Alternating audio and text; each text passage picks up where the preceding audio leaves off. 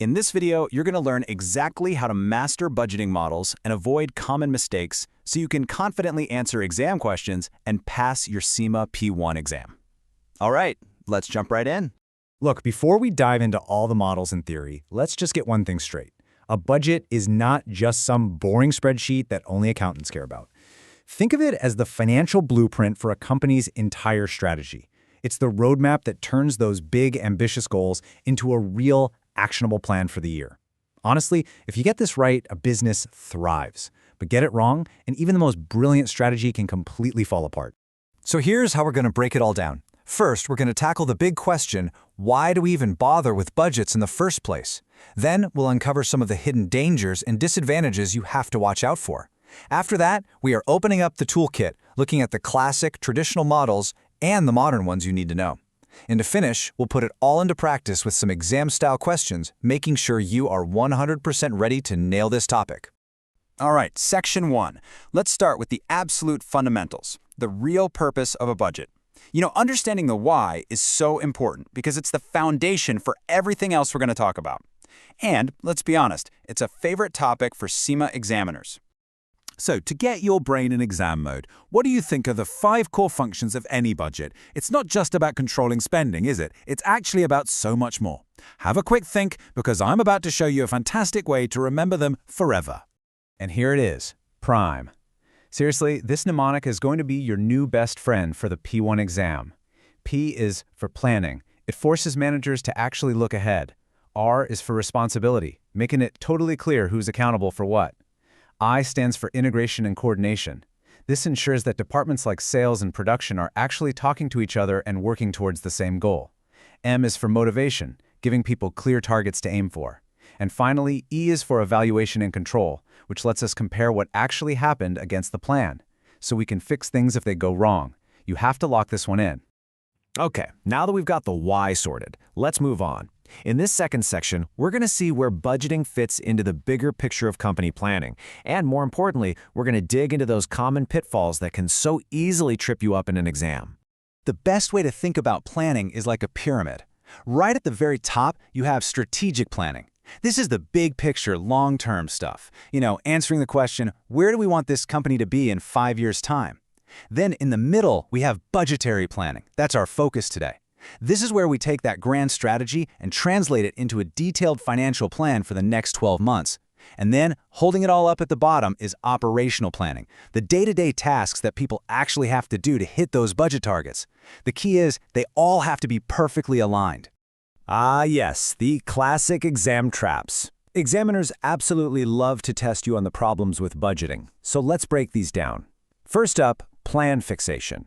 This is when a company gets so obsessed with hitting the budget numbers, they completely ignore huge changes happening in the market.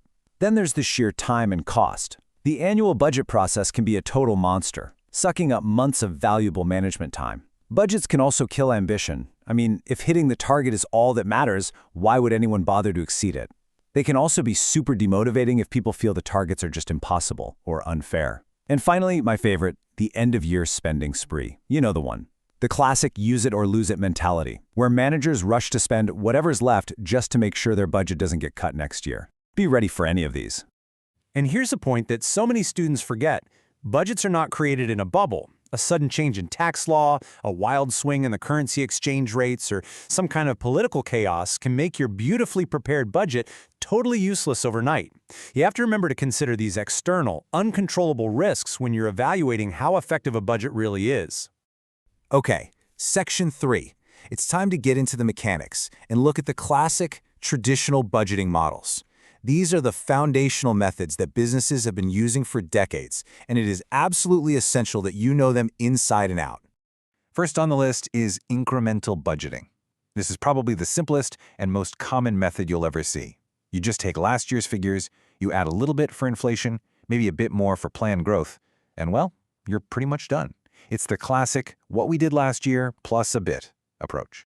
Now, the huge advantage is pretty obvious. It's quick, it's easy, and everybody understands it. But here's the catch, and it's a really big one.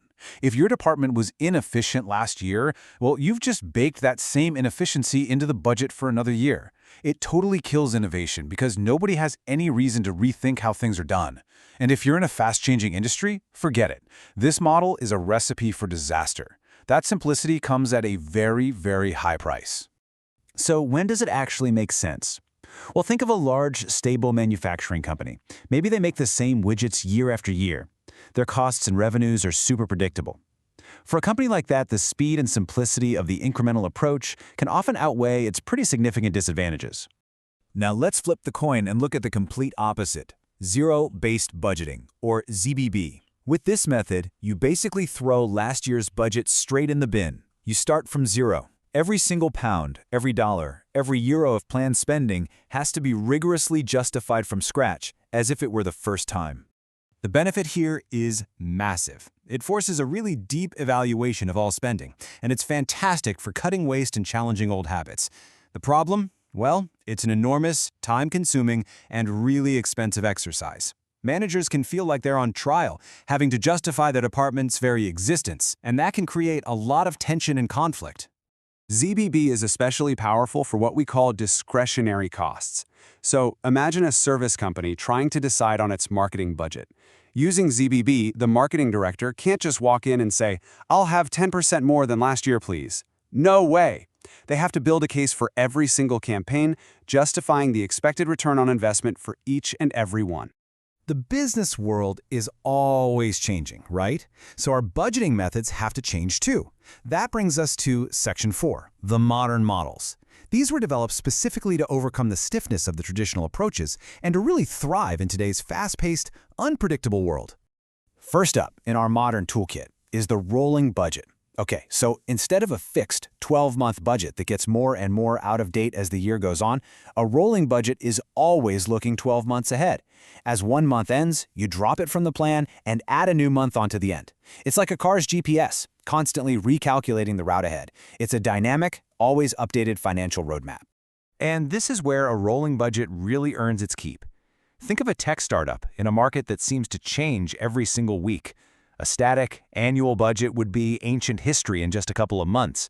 A rolling budget gives them the agility to pivot, reallocate cash, and jump on new opportunities the second they appear.